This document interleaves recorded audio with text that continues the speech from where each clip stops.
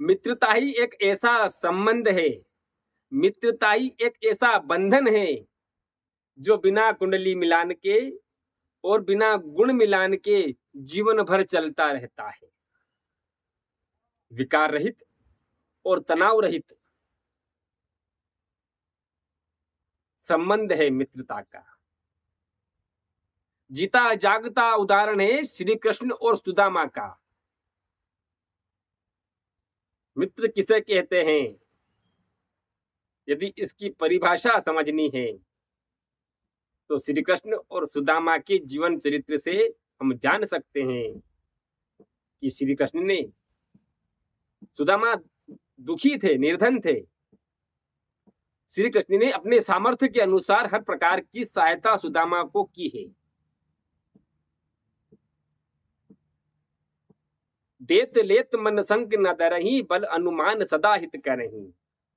देने लेने में कोई संशय नहीं है, किसी भी प्रकार का डर नहीं है, और अपने सामर्थ्य के अनुसार सदैव अपने मित्र की सहायता करता रहता है। उसी को सच्चा मित्र कहते हैं। आपके जीवन में मित्र तो कई होंगे, आपके जीवन में मित्र तो कई होंगे, किंतु परम मित्र नहीं होगा जो आपके दुख के समय में काम आ जाए। बाबा कहते हैं कि निज दुख गिरी सम रज करी जाना, और मित्र के दुख रज मेरु समाना। स्वयं के दुख को सदैव छोटा समझना चाहिए। तुलसीदास जी ने यहाँ पर कितनी सुंदर बात कही है। एक चौपाई में पूरी मित्रता को बांध दिया है। स्वयं के दुख को सदैव छोटा समझना चाहिए, धूल के समान समझना चाहिए, और मित्र के दुख को सुमेरु पहाड़ के समान समझना चाहिए। उसी को परम मित्र कहते हैं।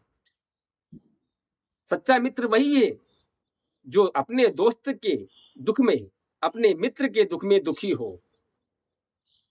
जेना मित्र दुख होई दुखारी, तिनहि बिलोकत पातक भारी। ऐसे लोग जो मित्र के दुख से दुखी नहीं होते हैं,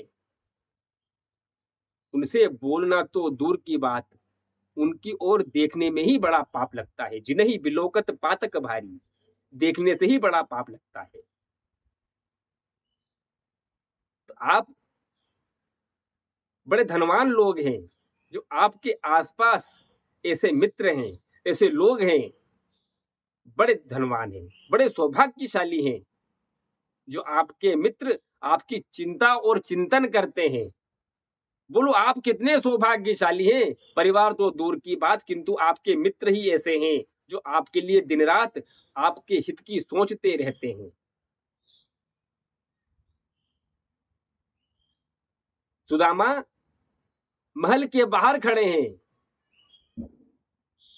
द्वारपाल से कहते हैं कि जाओ मेरे मित्र को बुला कर लाओ, उनसे कहना कि सुदामा आया है। द्वारपाल ने उसको भगा दिया कि जाओ यहां से, गरीब लोगों का यहाँ कोई काम नहीं है, चले जाओ यहां से। सुदामा ने कहा कि भैया केवल मेरा संदेशा कृष्ण तक पहुंचा दो, उनसे केवल ये कह दो कि तुम्हारा बाल सखा सुदामा आया है। जैसे तैसे द्वारपाल ने महल के अंदर जाकर श्री कृष्ण को वह संदेशा दिया। द्वारपाल ने केवल यूं कहा कि महाराज आपके बचपन का मित्र आया है, आपका बाल सखा आया है। इतनी देर में भगवान श्री कृष्ण अपने सिंहासन से उठ गए और दौड़ पड़े। द्वारपाल भी अचंभित हो गया, दौड़ पड़े, अश्रुओं की अनवरत धार बहने लगी। पीताम्बर भी रास्ते में छूट गया। पीताम्बर ने कहा कि प्रभु आज तक मुझे नहीं त्यागा है, ऐसा कौन आ गया जो आप मुझे भी त्याग रहे हैं।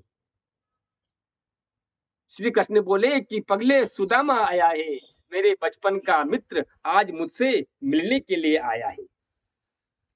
कितने सौभाग्य की बात है। और जाकर गले लगा लिया, अंदर लाकर वहां बिठाया जहां स्वयं श्री कृष्ण बैठते हैं। अपने मित्र का मान बढ़ाया, देखी सुदामा की दीन दशा, वो करुणा कर करुणा निधि रोए। पानी परात को हाथ छो नहीं, नैनन के जल सो पग धोए। भगवान सुदामा के प्यार में इतने बह गए इतने भावुक हुए कि भगवान के आंसू सुदामा के पैर ढूंढ रहे थे। यदि मित्रता हो तो श्री कृष्ण और सुदामा के जैसी हो।